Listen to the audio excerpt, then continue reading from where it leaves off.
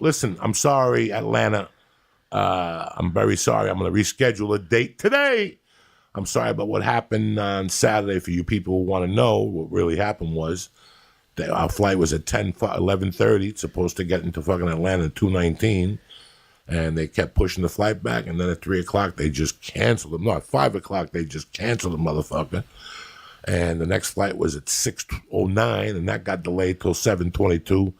So we weren't going to get in till 10. I didn't want you people to sit there for fucking 3 hours. So my deepest motherfucking apologies. Once I got to Atlanta, guess what? They left my luggage in New Orleans. So I had to sit there till 5 in the morning and wait for my fucking luggage. What airline is that? Delta, who I love to death. Everybody has a bad day. Yeah. You know, I was not angry. Steve Simone started to get a little bit angry at the counter, and I reminded him about Ralphie May was banned for life. What? Yeah, from Delta. For kicking the counter at fucking LAX because he got there at 30 minutes before the flight. Yeah. And he missed it because he was a big shot. And he kicked the counter and he said, fucking this sucks. And they came and said, don't ever come into Delta again. Get the fuck out. Don't play at an airport. Do not play at an airport. When people tell me they play at an airport, I feel sorry for them. The TSA people have no time, and the airline people have no time. Yeah. Keep your mouth shut. Don't crack no fucking jokes. Well, the jokes Don't say nothing about dynamite. Don't say nothing about fucking going through the machine. Just wear sweats so you don't have to take your belt off if you're a fat fuck. Put some nice NB, what do you call it, New Balance sneakers. Yeah, slip them on. Be prepared to walk, slip them on, and take a shirt and take a hooded sweatshirt if it's cold on the plane. And make sure in your fucking bag that you're carrying on, you have the essentials. You always have to have a joint rolled up and hidden a certain way in case your luggage gets lost. So you don't want to sit in your room like a fucking vampy. So thank God I had edibles on me. I had some fucking reefer on me. And I had a vapor pen on me. That shit, and I had my computer. So I never get stuck. I wasn't really stuck. I took a shower. I didn't have no fucking gel to put in my hair. I looked like fucking Zombo. But I was still going to fly. I didn't give a fuck, Jack, where my fucking luggage was. They can't get in it because I got it locked. I got one of those away suitcases that they're guaranteed for life, and it comes with a combination. You put on the plane? Well, I could even plug my phone on that bitch. You know that. You can charge your phone. It's tremendous. And I've had it for 2 months. You got to see what it looks like. Looks like it went through Afghanistan and they shot it. Looks like one of those Goodfella cars. They treat your luggage like shit, those fucking animals. Oh, yeah. You know, they lost my bag. And then they wanted receipts. They wanted receipts. They lost my bag, and I was like, listen, they said anything over $150 that was in the suitcase, we're going to need receipts. I'm like, well, there was some clothing in there. The jeans, some of the shoes. How much did they give you? Here's the thing, right? So I said, they were over $150. And they said, we're going to need receipts for those. And I said, yeah, but I've had them for like a year. You know what I mean? You think I keep the receipts for... Once I get clothes, if I know I'm going to keep them, I throw away the fucking receipt. And they were like, yeah, it's just the policy. I said, what about the clothes you're wearing? You like them? And she said, yeah. And I said, do you have receipts for those? She said, no. But I didn't lose these clothes. I'm like, okay. So they made me do receipts, which I didn't fucking have. And so then they were like, we'll give you something like $400 for the bag and everything. It's in. But then I have to go down someplace and sign some paperwork. Yeah, oh no, they make it rough for you. Yeah. They put you on hold. It's an hour. They make it rough for you. Let me tell you something how I feel. And I told the lady when she called me at 3, and she goes, your luggage didn't come. And I go, let me ask you a question, because this is what pisses me off, okay? This is what part of my beef is with society, and we've accepted it, is that I paid you $25 for that bag. Yeah. That means you're going to handle that bag with your life. If not, don't charge me, and I'll expect to lose it. But once I pay that $25, you know they charge me $100. Why? Because my bag was 2 pounds over. They don't fuck around. They don't fuck around. And I didn't have another bag, and I wasn't in the mood to argue. Listen, when I fly on Sunday, I don't want to argue. Yeah. I don't want to stand on the line. You first flight guy? Yeah, first flight guy. And this is what killed me this week. I didn't take the first flight out. You take the first flight out. That's why I don't like doing city to city. I like one city at a fucking time. Yep. You know what? When I get fucking Ali Wong, and then I could do 2 shows in a night, but until then, I don't want to go from city to city. It bothers the fuck out of me. It really does. But that's also early flight after early flight is not good. Well, if you take the early flight and you get to a town, they're not going to check you in your room. Yeah. Right. You're going to be walking around the town like a fucking staminkia. I don't want to do that either. I don't want to do... The only one that has an early check-in is Hyatt. And they'll give it to you. They'll check you in at 9. They don't fuck around. I'm like platinum on the highest. Yeah, but that's why, like, if you, I would think most airlines, you wouldn't have to pay if your bag was over 50 pounds. They got me on the way back from Minneapolis that week when I did Wisconsin. When I was shooting the movie in Jersey, the first week I had already 420 in Minneapolis and Milwaukee at the Paps. On the way home from the Paps, somebody gave me something, like a sweatshirt or something. I left my kickboxing stuff at my friend's car. Yeah. But I forgot to take clothes out of there. Got it. So when I went, I don't know why they didn't charge me when I came back. Well, he goes, you're 2 pounds over. And I just paid the yardstick because I don't want to argue with you. It's not worth it. I don't want to get not on a Sunday morning. Yeah. I don't want to argue with nobody on a Sunday morning. I just did 5 fucking shows. I just took pictures. I talked to people. I heard people's stories. You know, I'm not in the mood. So I just feel if I pay you $25 to handle something, so how can my luggage still fucking be in fucking whatever? But they're also like, you fly as much as I do. There's some things on a plane too, like when somebody tries to fit an overhead bag the size of a fucking coffin in the overhead, and they're just I got a problem with the guitar guys. Take that guitar and shove it up your mother's ass. Check it underneath. Do not fucking bring the guitar on here. You're not going to serenade nobody. You're just going to waste the fucking bit with your fucking shitty band and your shitty fucking guitar. Check that fucking thing. It burns me the fuck up when I see some fucking guy with a guitar and I don't know who it is. If it ain't Jimmy Page, don't bring a guitar on the plane. If you ain't Dave Gilmour or Jimmy Page or you ain't in the Foo Fighters, leave your guitar, all right? Nobody knows you. Don't bring the guitar on to make believe like we're going to confuse you for somebody you're not. You're not in the Red Hot Chili Peppers. Leave your fucking guitar underneath. And then you sit in the back. That's what really pisses me off. You want to bring a guitar? Buy a first class ticket. So now you're going to fucking sit in the back with those Martians in the dungeon and fuck their shit up. Like they don't have it bad enough. You ever sit in first class and get up and look into the back of a plane? You advise people on not flying what you see. You see people stuck together. Even that seat behind first class, the more leg room. Yeah. They gave you dick. Nah. You're still sitting next to 2 fucking idiots breathing on your neck. It's a fucking nightmare. It's a fucking nightmare. I feel bad for people that don't fly when they fly and they tell them, we're going to have a great time. Yeah. They're sitting back there fucking stuck. My wife, she's in for a treat. And she doesn't know. Why? Because she's going to Tennessee, to Nashville. When's she going? But she came to me with the amount for the plane tickets for the American, and I told her absolutely not.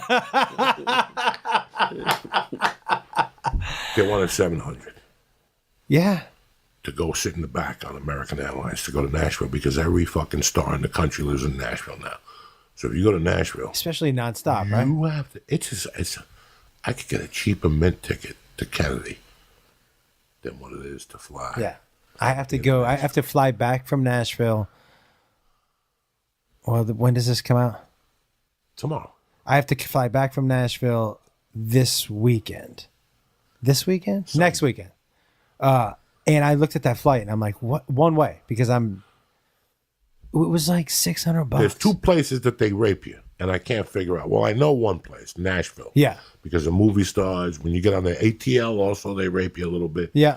I'm going to tell you what's the fucking other place where they rape you to go to. Philadelphia. Come on. Have you ever seen what a ticket to Philadelphia costs? Yeah, I mean, I look do at it once all a of them. year. I look at the first class, the regular, and the business, and I go, holy shit. Every year I save points just to go to Philly, just to fuck them. Just to fuck them. Like, I got miles for you. Do you want a coach seat? First class. I got 50,000. I'm covered. Listen. And then you can hear the crack over the phone. Joe, on the way back from New Zealand, the guy says to me, I'm checking in. He said, we have one more first class seat available. Do you want to take it? And I was like, you know what? Because it was like, I go, how much American to upgrade? And he was like $1,100. And I was like, you know what? I've never done something like that. I'm going to fucking do it. It changed the entire I never wanted to get off the plane. It was how many hours? 15 hours. When you do anything 15 hours. Yeah. You got to take care of yourself. Yeah, you know what? It's not something I would usually spend money on. Honestly, I would be like, no, that's way too much. But it had been such a long trip. I was gone for almost 3 weeks. And I was like, you know what? I'm going to I worked hard this trip. I'm putting on a card. I'm going, I would do it again. It changed the trip there. I was in the back. The trip back, I was in the front. It changed. Where's your wife?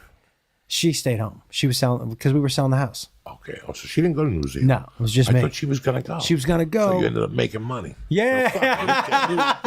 Yeah. You bring your wife, you break even. Yeah. That's what I told you. One of my all-time favorite lines that really makes sense. Okay. Is the first line of the movie, and unless you've borrowed money, you understand this. Okay, what's the line? He walks in, and the guy looks at Mickey Rourke, and he goes, "The bathroom." Whatever his name is, let's just say, and he was played by Carmine from The Sopranos. Okay. Remember the old guy that died eating the chicken salad? Yeah. He was young, and he's in the bathroom pissing, and Mickey Rourke walks in, and the guy goes, "Oh, how come nobody keeps me waiting when they're looking to borrow?" Which is the truth. When you tell somebody I need $800, and they're like, "Okay, meet me at the bar at 3 o'clock." You're there at 10 to 3. Right. Tapping your hand You need and that. shit. You know, but that's a great fucking line. Yeah. Nobody keeps me waiting when they're looking to borrow. Yeah, and that's But when it's something to pay, you're time to fucking pay, 20 you minutes can't- late, the train, the bus. Who are these your people? Kid got sick. Who are these people that make you feel guilty for asking for the money that you gave them?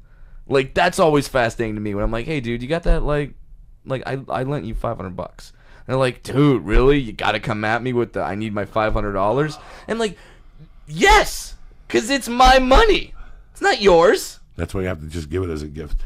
Yeah. And that makes your life uneasy. Or I say did to them, that. Here's the 500 when you get it. Give it back to me. Yeah. I did that. It's funny you bring that up. I did that last week. A friend of mine got in jail for DUI and needed $1,000 bail, and I did it. And then he was trying to tell me, like, don't worry, like, as soon as I get enough, I'm like, no. It's let's call a spade. You're not gonna pay me back, so don't worry about it. I'm never gonna ask for it, so never. Just fine. What is it like Do you getting think? that phone call? Because like I've never been on the other end of that, and I know Joey's Yeah. been on the other end of that. But getting a phone call saying you've been like your friend's locked up, what was that like? Well, it depends on who the friend is. For some friends, you jump out of bed, you're like, all right, and there's never a hesitation. And this is what that friend was. This is a friend that I would never hesitate for anything like that for. Right. So, but like if it's a friend where you're kind of on the fence and you know they're only calling you because they know you have the money. Oh yeah, enjoy jail. Yeah, and I've had those too. I did that to my cousin. So. What did your cousin do? Oh no, like what? Like, Yeah. You just don't like your cousin? No, I just can't talk about it. Okay. So like, yeah, he called me up and it's like, dude, I need, and I'm like, no, I think you should hang out in jail for a while. Gee, what is that like for you, Joe? What was it like?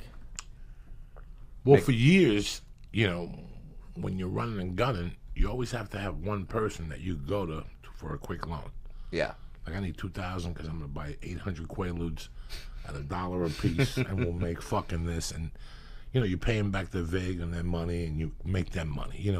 As long as everybody makes money, it's fine. Like one of those deals. But I've been on the other end when I've been in jail. Yeah. And I had to call people and go, listen, I need $200 on my books, or $500 on my books.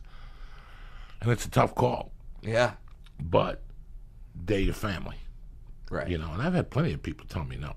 Sure. And I've still talked to them. I got mad for 2 weeks, and then I understood weeks Yeah. later that they have a family and Yeah. this and this and They have their own this, responsibilities. and they have their own responsibilities. Yeah. so- You have to take it. You have to take the personal. You can't take it personal. You can't. They're not doing this to fuck me. They're doing this to save themselves. They're not doing it to be because they don't like me or they like fuck my life. They're just doing it because they personally cannot do it at the time. They have other responsibilities. So, and you have to remember when you're asking, you're leaving the door open to say no. Like, that is an option. So when they take that option, you can't get upset. You can't really get mad. And if you put yourself in that position that you're in jail, that you're asking for money. Can you really get mad at someone for saying no for not bailing out? If you're the one that put yourself there, I don't know. I've never been to jail, so I'm not sure. Now when I've that been mindset. Now when I've been to jail and there were low bails, I called like Lee, come on down, get me out of here. It's a $2,000 bail, $200. That's low. Oh, okay. 10% is $200. Yeah. So, do you follow me? Shit like that wasn't too bad. When I got in trouble in Colorado, that was a tough call. What was that bail? 50,000 cash bail. So you needed the whole thing. I need the whole thing. Yeah, that's the thing. I didn't know this. I've never bailed anyone out like that. So when they said, "Oh, the bail's 1,000," I was like, oh, "Okay, well, here's my credit card," and they're like, "No." I had about Cash or bond, and Yeah. you see all these reports on bail bonds that once you get into that system, they just keep fucking you over and raising rates, and it's impossible to finally get it paid off. So just if you can do it in full, do it. So Do it. So did someone take you 50,000? No. What happened Yeah. was I had about 20, so I needed 30. But I also Yeah. thought I needed 30 for the attorney. Oh, I see. So I was light fucking 60. 40 or something like that. I don't know what the fuck I was light. So what I did was I sat in there and I showed up with people from the community, because that's how you lower your bail. You have to have connections to the community. You have to have ties to the community. Yeah. So my future father-in-law came in and they put my bail from $50,000 cash bail to $25,000 cash bail. I told him I could give him 20 if he put up the 25, and I would owe him 5. And he just said, "Let me put the 25 up and just show up to the fucking court." Wow. That's a father-in-law. Oh, and he wasn't really my father-in-law at the time. I was just dating his daughter. Oh my god. No Wow. fucking idea, man. Jeez. That's an angel in your life, dude. You had no fucking idea. God. And then the first retainer yeah. was $7,500, and then he called me 4 days later for another 10. Had he gone through the first 7,500, or he was just like, this is gonna take more? No, he went through it. In 4 days. Yeah. And that's the amazing part about that is I mean, it's rare cases you'll find a lawyer that's like, "Hey, I don't get paid unless it works out for you." But yeah, it's that's very rare. Well, no, you're not gonna get paid unless if you get hit by a fucking bicycle, Yeah. you're not gonna get paid till you get the money, and then I get paid. Right. But in a criminal case, there's no fucking Yeah. there's no IOUs. Right. You got to show up with something, and Yeah. then as we work, we got to come to an agreement. You're going to drop something off every Friday. And do you get that back or no? From the attorney? No. I'm sorry, the bail. The bail, yeah, you get the $2,000 back. Okay. So you get the money back. You just, but if I don't show up to court, Then you it's gone. lose your money. Yeah. And that's what I didn't want. Along the way, like, once he put the money up for me, he was just letting me know that you're going to court for this. Yeah. I'll put the money up, but you're going to pay But for this. Yeah, but you better show up. And I had different thoughts. I had friends that, wanted to help me out, for me to go to, like, work for Hertz and, like, fucking Columbia or some shit. Yeah. But I didn't want to be on the run. Not for that. I didn't want to be on the run for that. So. Now, like, some people know that how they react, how they would react in certain situations. I know that jail, no, never for me. Like, I don't know who says it is for them, but there are some people that can be engaged in a lifestyle that are going like, yeah, I'd be willing to go for X amount of reasons. For me, no. I know that I'd be a puss. I'd be just taken advantage of, and not even necessarily sexually, just bossed around. No. Yeah, like, First off, there's so many different places when you get locked up. On TV, they only show you the bad places. right. They don't want to show you the places that are cushy. Yeah. Because they don't want America to think that you're cushy on Sure. Invix. Sure. There gets to a point in a system where you come into a niche, and that place is you could walk around. Mm-hmm. You could go to the store. In my situation, you had 20 minutes a day to go to the store. Wow. Grant me, the store, let's pretend we're in this facility here. Yeah. The store was 50 yards away. Right. What can you do? Yeah. All you could do was a store, there was a Chinese restaurant, there was like a clothing place or something else. You go there and walk around the store or something. What I used to do was I used to order the Chinese food, So he'd be ready for me when I got over there. There you go. So I would sign up early, let's say 2 o'clock. Yeah. And at 10 to 2, I would call my order and I'd tell them, listen, I'm an Invict. So when I call, you gotta have the food ready, you gotta have forks, you gotta have all the sauces and shit. Don't be taking your I time. can't walk back into prison and be missing my fucking food job pie cake, whatever the fuck it is. That works But out, loaning man. money is, I had a call a couple of weeks ago. A dear friend of mine, you know, he'd give me the world if we were switched. And before he could ask, I just said, where can I send you $500? Yeah. And I got it off me. I didn't feel guilty. You know, Yeah, there's some people that you can give money to and just it's never even a hesitation where it's just like, no, I actually feel good giving this money to you and allowing you this relief. And then there's some people where you're just like, oh God. Well, there's people who are just lazy. Yeah. There's people who come up to you and say, well, I have a friend that called me a few weeks ago. I'm broke. I got off the phone with him, and I was just about to fucking send him money, and I go, no. Because I know this guy. He has a girlfriend. Yeah. And he's not upset because he's not paying his bills. He's upset because he paid his bills. He just has nothing left over to be a big shot. Right, for the girl. Fuck him. Yeah, so you don't want to be. Fuck him. Yeah, you don't want to pay for his nice dinner. Right, so he could, you know, So he get could him look out like of a his big dilemma, shot. so he could be a big shot. So he can like look at the wine list and not flinch. If Lee came to me and he said I was tapped, I'd give him the $200. I know that he would take his girlfriend for a $20 dinner. Yeah. You follow me? Yeah. But this guy just wants to be Johnny Bananas. He can't take her for a $20 dinner. Instead of telling me he's a broke dick, he won't tell her. Right. So he lives in this facade with her. So every weekend it's got to be museums, this, Yeah. and all that shit. You know, New York City, that's a nickel. Yeah. That's $300. That's $400. You know, those drinks he drinks, they're not $3 no more. Those fucking Cosmos and shit, they're $9. Yeah. The chick has 3 of those. It's $30 before you even got the appetizer. It's always funny to be at a bar or a restaurant and you kind of look around and you see the guys that are on dates and they're doing the math in their head like, oh shit, okay, there's that, and then they're like going like, all right, the appetizer was like $9 plus tax, like, and they're like going through it all, just going like, oh man, do I have enough? Like, do I have enough to? No, that's not what real men are thinking. Yeah. Real men ain't thinking, do I have enough? Real men are like, you know what? It'll set me back 2 nights, but I'm taking it out of her hide.